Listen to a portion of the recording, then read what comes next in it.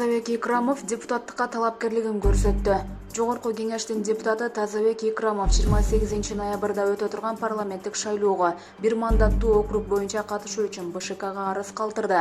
Бул тууралуу Борбордук шайлоо комиссиясынан билдиришти. Икрамов Жалал Абад облусунун Сузак округу боюнча талапкерлигин көрсөткөн.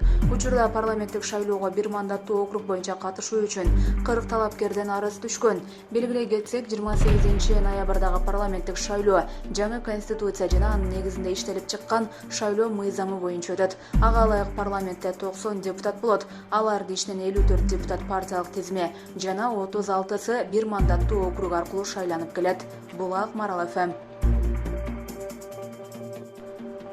Эрулан Көкулов депутаттыкка талапкерлигин көрсөтөт. Баарынан элдин пикири маанилүү дейт ал. Несахар долбоорунун автору Эрулан Көкулов парламенттик шайлоого депутаттыкка талапкерлигин көрсөтөөрдөн мурда элдин пикири менен эсептешет. Бул тууралуу ал соц тармактагы баракчасы аркылуу видео кайрылуу жолдоду.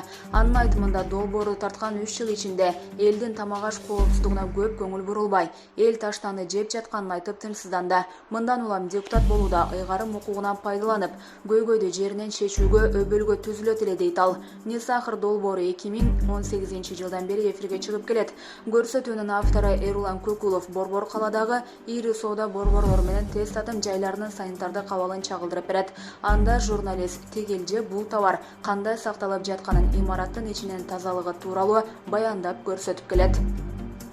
Булак Зум Кейже.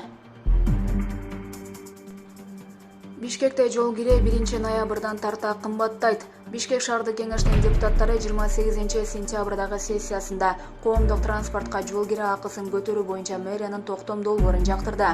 Токтом 1 ноябрдан тарта күчүнө кирет. Ага ылайык 1 ноябрдан тарта автобус жана троллейбустар үчүн жол кире 8 сомдон 11 сомго көбөйөт. Ал эми маршруткаларга 10 сомдон 11 сомго жогорулайт. Мэриянын токтомуна шаардык кеңештин депутаттарынын 33 макул, 2 каршы добуш берди, бирөө добуш берген жок. Бишкек шаардык кеңештин депутаттары 28 сентябрда Борбордогу коомдук транспорт үчүн жол акысын көтөрүү маселесин талкуулады. Жыйынга Бишкек шаарынын мэри Айбек Жунушалиев да катышты. Булак Марал ФМ.